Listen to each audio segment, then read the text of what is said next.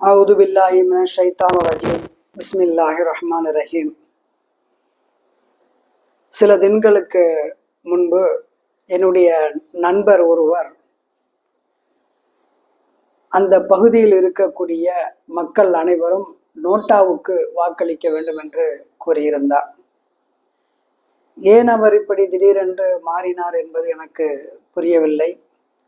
இருந்தாலும் பலர் நோட்டா என்றால் என்ன, அவருடைய பலன் என்ன, அதனால் பாதிக்கப்படுபவர் யார் என்பது போன்ற பல்வேறு கேள்விகளை எழுப்பிய போது அந்த நண்பரால் அதற்கு பதிலளிக்க முடியவில்லை. அதனால்தான் உங்களுக்கு மத்தியிலே நோட்டாவில் நம்முடைய ஓட்டுகளை போட்டால் என்ன நடக்கும், நோட்டா என்றால் என்ன என்பதை பற்றிய ஒரு சிறிய அறிமுகத்தையும் கொடுக்க விரும்புகின்றேன். நோட்டா என்றால் நம்ம வாக்களிக்க செல்கின்ற பொழுது அந்த வாக்காளர் பட்டியலிலே பல்வேறு வேட்பாளர்களுடைய பெயர்கள் வரிசையாக இருக்கும்.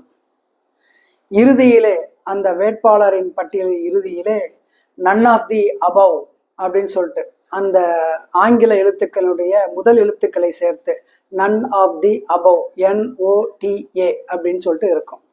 அந்த NOTA தான் நோட்டா அப்படின்னு சொல்லிட்டு அந்த பட்டன்ல இருக்கும். யாருக்கும் ஓட்டு போட விரும்பவில்லை அப்படின்னு சொல்றவங்க அந்த பட்டன் அமுத்திட்டு போகலாம் அப்படின்னு சொல்லிட்டு, இதுதான் நோட்டாவில் ஓட்டு போடுறதுன்னு சொல்லி அர்த்தம். இந்த நோட்டாவில் நாம் ஓட்டு போட்டால் என்ன நடக்கும்?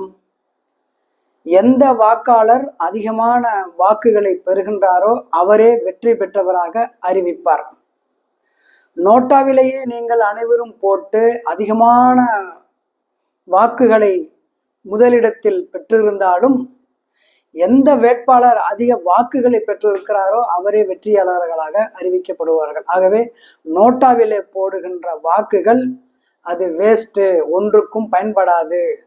வேண்டுமானால் தேர்தலில் வெற்றி பெற்றவர்கள் இன்னவர் இவ்வளவு ஓட்டு வாங்கியிருக்கிறாரு, இரண்டாவதாக இவ்வளவு ஓட்டு வாங்கியிருக்கிறாரு, மூன்றாவது கட்சி இவ்வளவு ஓட்டு வாங்கியிருக்கிறது என்று கூறிய அந்த பட்டியலில் இறுதியில் நோட்டாவுக்கு எத்தனை ஓட்டுகள் போடப்பட்டு இருக்கிறது என்பதனைத்தான் அவர்கள் எழுதி வைப்பார்கள்.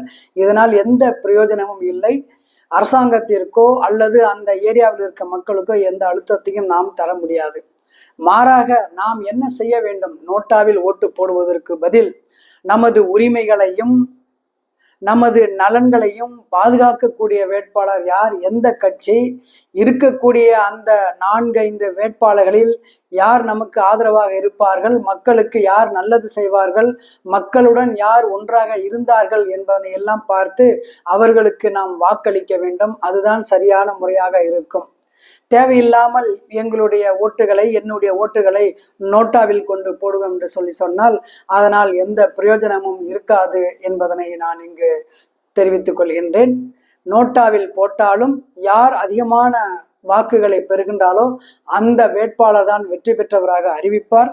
நோட்டாவில் போட்ட வாக்குகள் அனைத்தும் வீண் என்பதனை இங்கு நாங்கள் உங்களுக்கு சொல்லிக் கொள்கின்றேன். அஸ்ஸலாமு அலைக்கும் வரஹ்மத்துல்லாஹி வபரகாத்துஹு.